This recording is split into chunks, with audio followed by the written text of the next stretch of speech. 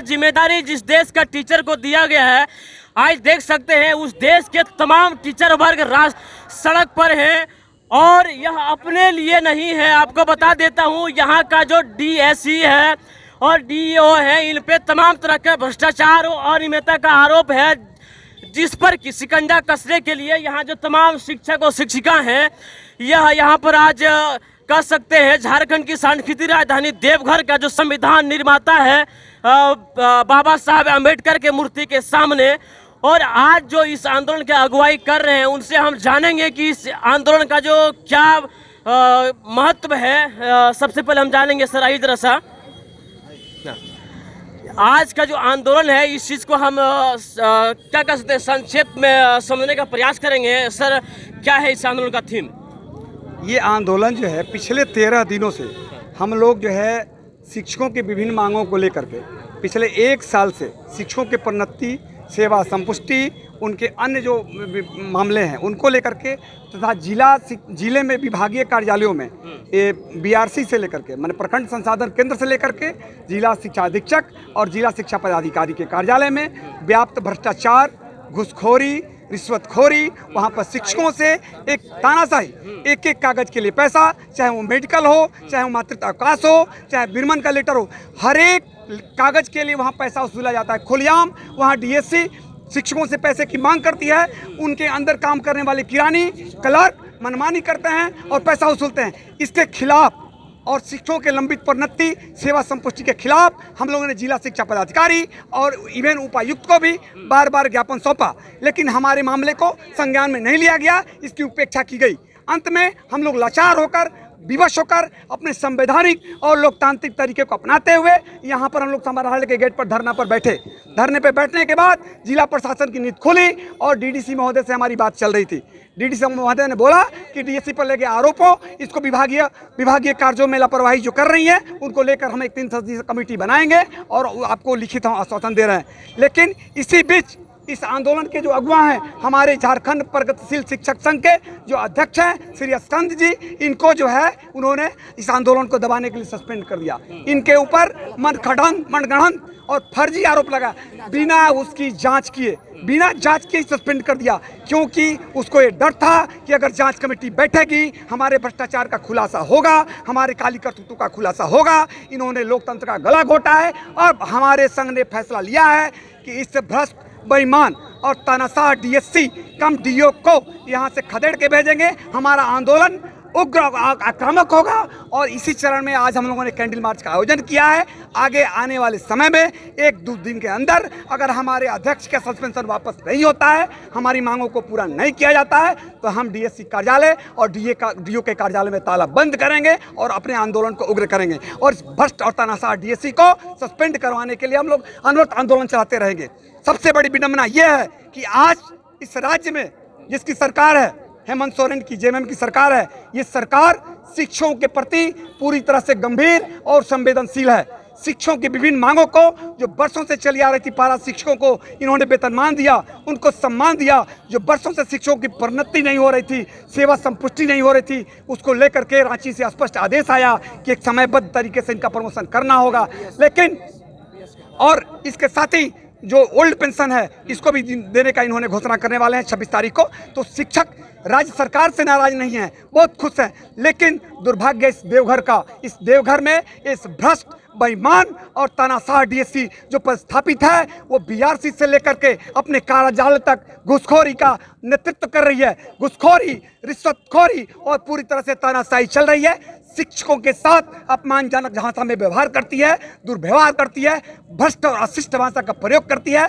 ऐसे भ्रष्ट, दुराचारी, तानाशाह डीएससी को जब तक हम लोग निलंबित नहीं करा देते हैं तब तक हम लोग, और सबसे बड़ी बात है कि ये विभाग से भी नहीं डरती, सरकार की नीतियों और सरकार की जितनी योजनाएं हैं, शिक्षकों से संबंधित जितने मामले हैं, उनको ये अपने कार्यालय के फाइल में दफन कर देती है। इनको सरकार का भी डर नहीं है, इनको विभाग का भी डर नहीं है, इनको डायरेक्टर का भी डर नहीं है, इनको सचिव का भी डर नहीं है और इनको इवेन माननीय हाई कोर्ट का भी डर नहीं है। जब माननीय हाई कोर्ट का आदेश लेकर शिक्षक आते हैं तो बोलती है चले जाओ, यहाँ बहुत आदेश आते हैं, मैं कुछ नहीं करने वाली हूँ। मैं जब उपायुक्त की बात को लेकर आते हैं तो मेरा डीसी कुछ नहीं कर लेगा, जब डायरेक्टर की बात लेके आते हैं तो बोलती है डायरेक्टर भी मेरा कुछ नहीं कर लेगा। मैंने ये डीएससी जो है, जिला शिक्षा अधीक्षक जो है, ये पूरी तरह से अपने को तानाशाह है। ये सरकार से भी ऊपर है, ये विभाग से भी ऊपर है, ये किसी की बात नहीं मानती। ऐसे भ्रष्ट और तानाशाह डीएससी को हम लोग देवघर में टिकने नहीं देंगे। और हम इसके साथ ही हमारे माननीय मुख्यमंत्री हैं श्री हेमंत सोरेन जी, उनसे आग्रह करते हैं कि ऐसे भ्रष्ट तानाशाह डीएससी को अविलंब निलंबित करें और देवघर में एक स्वच्छ छवि वाले और सक्षम और योग्य पदाधिकारी को पदस्थापित करें, जो शिक्षकों के कार्य को, शिक्षकों के लंबित मांगों को पूरा कर सके और विद्यालयों में शिक्षण का एक स्वस्थ माहौल पैदा हो सके।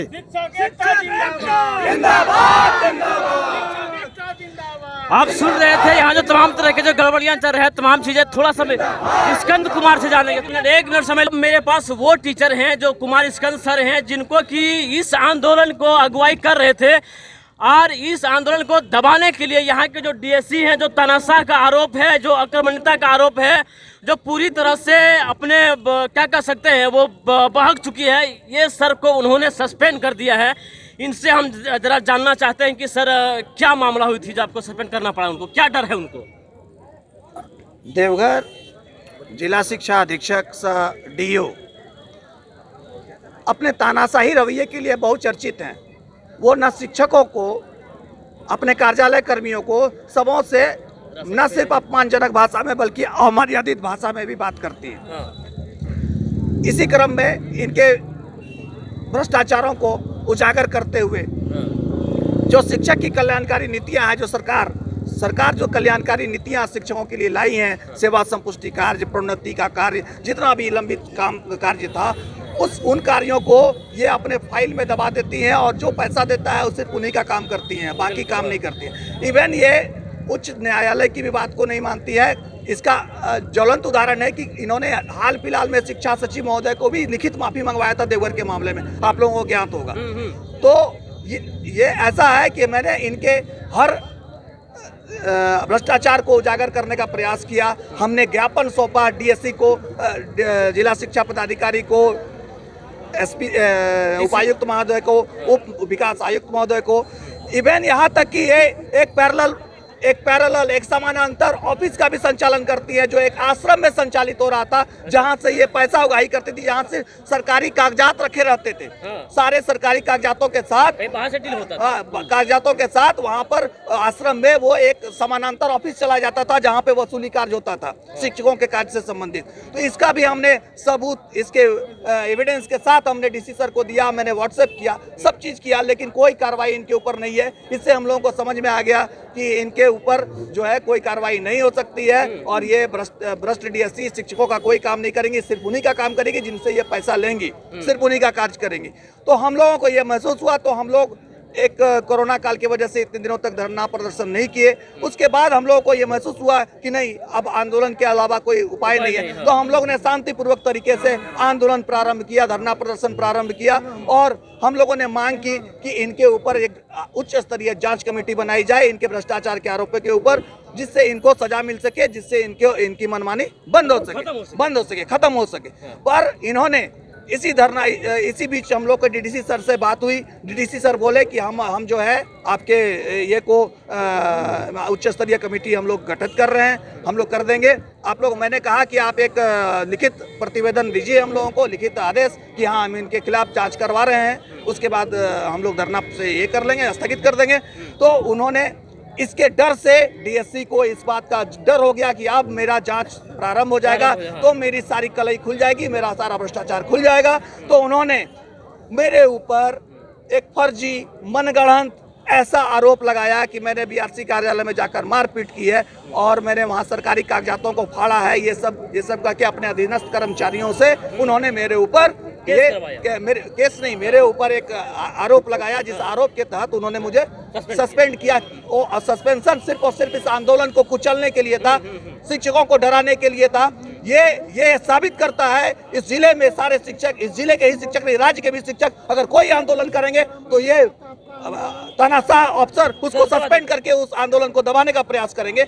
जबकि आपको मैं बता दूं कि ना मेरे ऊपर कोई जांच की गई है, मेरे ऊपर जो आरोप लगाए गए, मैं आरोप पर ही हमको सस्पेंड कर दिया गया, ना जांच कराई गई है, ना मेरे ऊपर एफआईआर कराया गया है। अगर मैंने ऐसा कुछ किया था तो इसकी जानकारी वहाँ के संबंधित अधिकारी को होनी चाहिए थी, वहाँ के बीडीओ को जानकारी होनी चाहिए थी, लेकिन उन लोगों को कोई जानकारी नहीं। उन्होंने स्टेटमेंट दिया कि मुझे कोई जानकारी नहीं। थाना में भी ये नहीं हुआ। ये संज्ञेय अपराध है और इस अपराध के लिए थाना में केस होना चाहिए था, FIR होना चाहिए, IPC धारा चलना चाहिए था। लेकिन इन्होंने अपने स्तर से ही इसको हथियार बनाकर और जो है मुझे निलंबित किया। और ये निलंबन किया जो इस आंदोलन को दबाने का प्रयास है। और इसे लेकिन ये आंदोलन दबेगा नहीं और ये और उग्र होता जाएगा। और उग्र हो गए इनको जिला खाली करना पड़ेगा, इनको निलंबित करना पड़ेगा, सरकार को निलंबित करना, क्योंकि ये भ्रष्टाचारी हैं, ये घूसखोरी करती हैं और तानाशाही करती हैं और शिक्षकों के साथ अमर्यादित भाषा का प्रयोग करती हैं। धन्यवाद। चलिए देख सकते आप देख रहे थे देवघर से, यहाँ पर देख सकते हैं तमाम के टीचर जो सो आक्रोशित हैं और आंदोलित हैं। यहाँ पर देख सकते हैं ज़्यादा समय और हम नहीं लेना चाहेंगे। चलिए अब यहाँ पर जो सो आंदोलन को यहाँ पर विराम दिया जाएगा। आंदोलन खत्म तो नहीं होगा, फिलहाल के लिए यहाँ पर विराम दिया जाएगा। तब तक के लिए जय हिंद, जोहार झारखंड।